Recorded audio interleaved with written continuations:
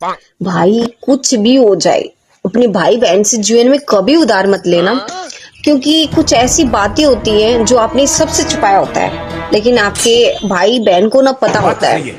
भाई है बात कुछ ऐसी कि मैंने ना जरूरत पड़ने पे अपने भाई से 500 रुपए लिए थे, ठीक है, और मैं अभी तक गिन के 25-30 बार दे चुकी हूँ, बट ना उसकी उधारी खत्म नहीं हो रही भाई। बार बार मेरे को वो धमकी दे रहा है कि अगर फिर तुमने ना दिए तो मैं मम्मी को बोल दूंगा। अब मैं क्या बताऊं कि उसकी उधारी कब खत्म होगी, ये 500 रुपए कब खत्म होंगे। अब तो मैं कान पकड़ ली हूँ कि अब तो कभी भी नहीं लेने वाली उसे पैसे।